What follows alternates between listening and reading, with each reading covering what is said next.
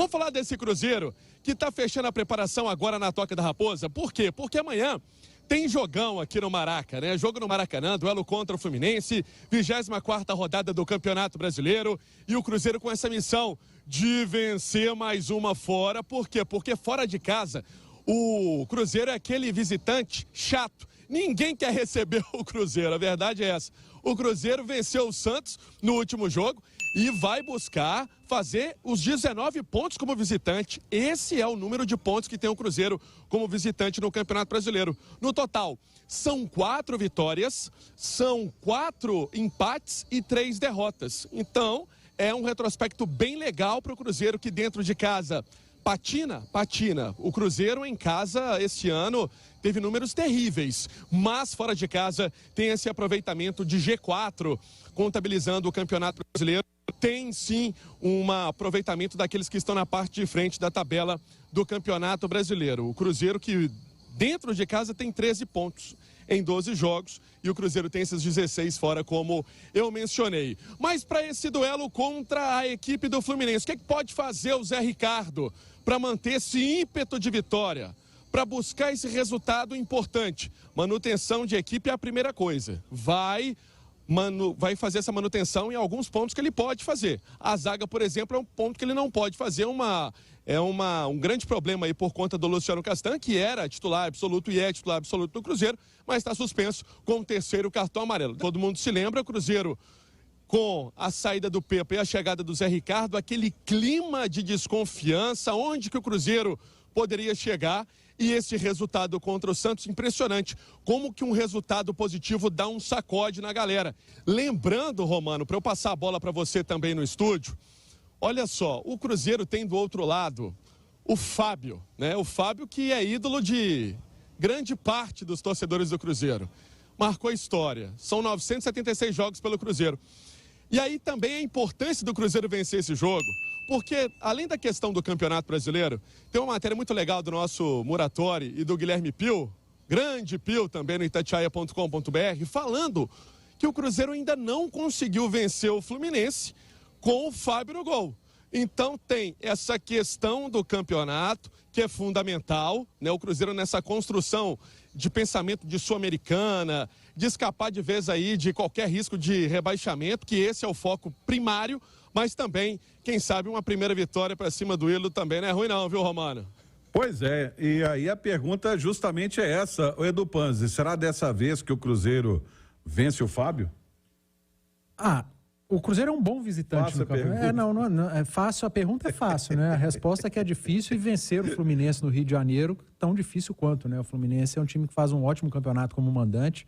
É o jogo do 5º visitante contra o 2º mandante, se eu não estiver enganado, no Campeonato Brasileiro. Então tem tudo para ser um ótimo jogo. O Cruzeiro tentar talvez tirar proveito do foco do Fluminense. Lembrando que em uma semana, a partir desse jogo contra o Cruzeiro, o Fluminense vai ter decisão de Copa Libertadores, por mais que o jogo ainda seja na semana seguinte, ainda tem um final de semana pela frente, é difícil você tirar da cabeça do ser humano, né? Do atleta. Olha, ainda faltam 7 dias, vamos focar no brasileiro. Mas o jogador, ele fica com a cabeça na Libertadores. O Cássio falou isso ontem, né? O Cássio falou isso. Goleiro do Corinthians. Do Corinthians. Esqueçam a Sul-Americana. É muito difícil, até porque o Fluminense, ele vem de algumas lesões recentes, né? De jogadores. O cara pensa, o Cano já teve aquele corte ali, a gente tá vendo o Arias com uma lesão, será que não pode acontecer comigo? É um jogo que o adversário vem com tudo, o Cruzeiro vai com tudo, porque o Cruzeiro precisa pontuar, é um segundo jogo de novo treinador, então fica essa interrogação na cabeça dos atletas do Fluminense. Eu acho que o Cruzeiro pode tirar proveito disso sim, isso pode ser uma conversa de vestiário no Cruzeiro, do Zé Ricardo para com os jogadores, com os atletas, para tentar tirar proveito do momento do adversário, que é muito bom em relação a competições, vem de uma derrota num clássico, que pode ter pesado também. Foi uma semana de data FIFA, ou 10 dias de data FIFA sem o Fernando Diniz, e ao mesmo tempo o Fluminense vai ter que dar uma resposta para o seu torcedor, e eu acho que essa pressão, entre aspas, que o Tricolor vive, pode ser um objeto do Cruzeiro para pegar e para tentar tirar proveito nessa partida. Agora, é muito complicado, é muito difícil, mas o Cruzeiro já provou no Campeonato Brasileiro que, como visitante, tem feito bons jogos. Será dessa vez que o Fábio será derrotado pelo Cruzeiro, Alexandre? Pois é, o Romano, o Cruzeiro tem um grande tabu aí sem vencer o Fluminense fora de casa, né? Como visitante, né? Parece que a última vez foi em 2012. Aquele jogo que o Fluminense já era campeão brasileiro de 2012 e o Cruzeiro foi lá e venceu no Engenhão, no Newton Santos, tá?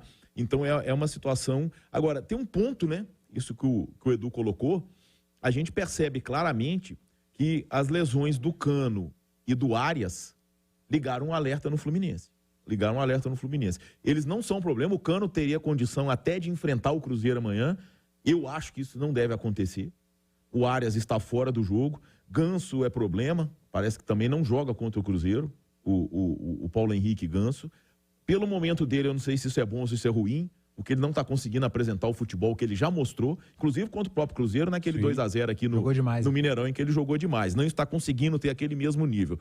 Tem o Felipe Melo também, que foi poupado. Então, quer dizer, você tirar do jogador do Fluminense, que uma semana depois estará no mesmo Maracanã, jogando uma semifinal de Libertadores, que vale demais para o clube. A pressão, a ansiedade são muito grandes, porque o Fluminense e o Botafogo são os únicos dos grandes clubes do futebol brasileiro que nunca venceram a Libertadores. E um outro detalhe, né? A necessidade de fazer um resultado bom em casa, que é o primeiro jogo. Porque vai decidir no Beira-Rio. Então, quer dizer, é uma situação que o Fernando Diniz vai ter que administrar diante de um Cruzeiro que vem extremamente motivado, né, pela goleada de 3-0 sobre o Santos na Vila Belmiro, com a faca nos dentes, como pode-se dizer, e que não tem nada com isso, né?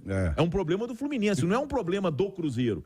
E assim como a vitória sobre o Santos, ela foi muito importante para o Cruzeiro, se o Cruzeiro bate o Fluminense, o Romano, olha, eu me arrisco a dizer que o Cruzeiro batendo o Fluminense, tá?